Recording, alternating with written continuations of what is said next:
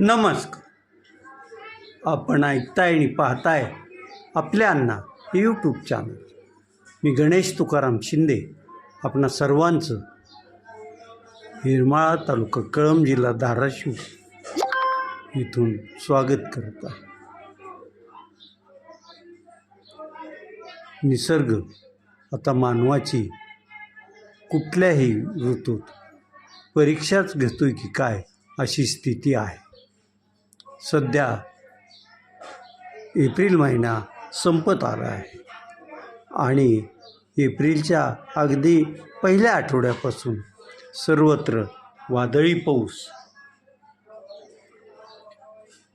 वादळ, सोसाट्याचा वाऱ्याचा मारा आणि त्याचबरोबर गारांचाही मारा अशी स्थिती आहे. आजही पावसाचंच वातावरण आहे. याचबरोबर 15 एप्रिल नंतर धाराशिव जिल्ह्यात 35 डिग्री सेल्सिअसच्या पुढं तापमान आहे. उन्हाचा तडाखा जाणवत आहे आणि या अतिउष्णतेमुळं त्याचा परिणाम जनजीवनावर झाला आहे. या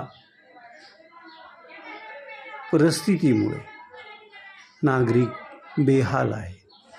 त्यातही शेतकऱ्यांची रब्बीची जी काही पिकं काढणी होती ती पीक काढणी पण करता आलेली नाही. त्याचबरोबर फळबागेलाही या पावसामुळं उन्हामुळं तडाखा बसलेला आहे आणि शेतकरी राजा या निसर्गाच्या कहरामुळं हतबल झालेला दिसून येत आहे. हे एकट्या धाराशिव जिल्ह्यापुरतंच मर्यादित नाही, तर हे चित्र संपूर्ण महाराष्ट्रात दिसत आहे. काल तर असा काही पाऊस पडला की तो पावसाळ्यात पण पडला नसता. जोरदार वारे, त्याचबरोबर पाऊस आणि पावसात गाराचा वर्षाव अशी स्थिती होती. काल धाराशिव तालुक्यातील गोरेवाडी, ढोकी, शिंगोली आदी परिसरात मुसळधार पाऊस झाला. या अचानक आलेल्या पावसामुळं ढोकी कसबे तळुयाच्या बाजाराची पण बेहाल झाली.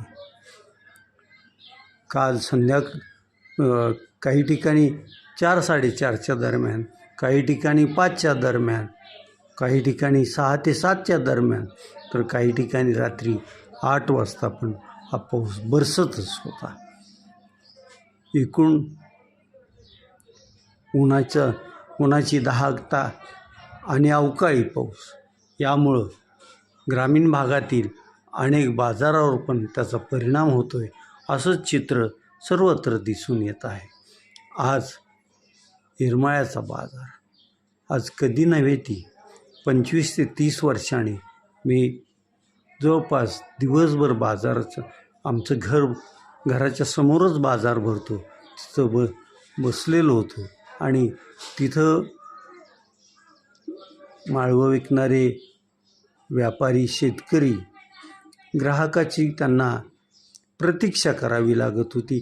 अशी स्थिती दुपारी 4पर्यंत होती.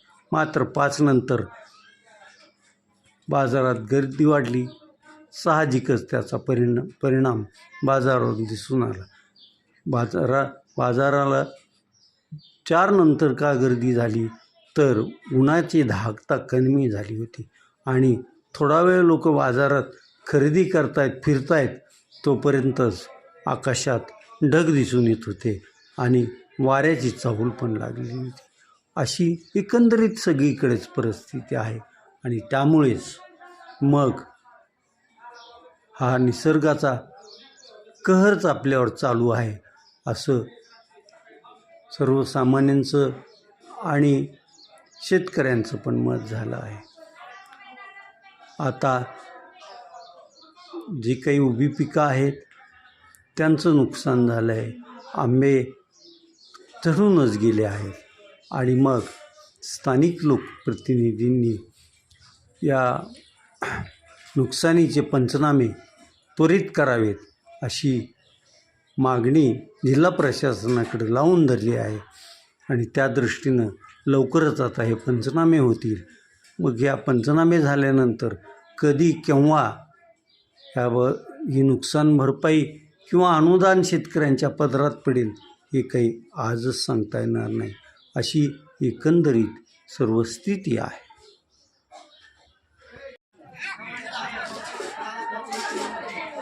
पोलीसला पाठवत नाही.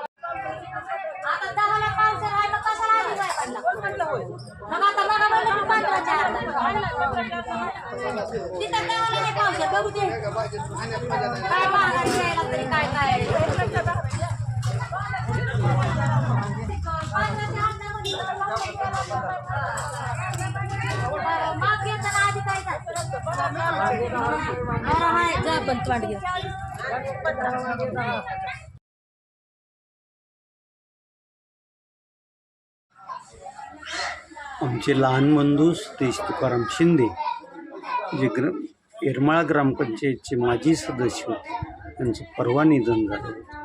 उद्या सकाळी 7:30 वाजता त्यांच्या राख सावडाचा कार्यक्रम होणार आहे. आमच्या बंधूंच्या निधनानंतर त्यांनी येऊन आमच्या भेटी घेऊन आमचं सांत्वन केलं. कुणी फोनवरून केलं, कुणी त्यांच्या व्हॉट्सअप मेसेजवरून आमच्या बंधूंच्या निधनाची आमच्यावर जो शोकाची गडद छाया निर्माण झाली होती ती निवळण्याचं काम केलं आहे. त्या सर्वांचं धन्यवाद.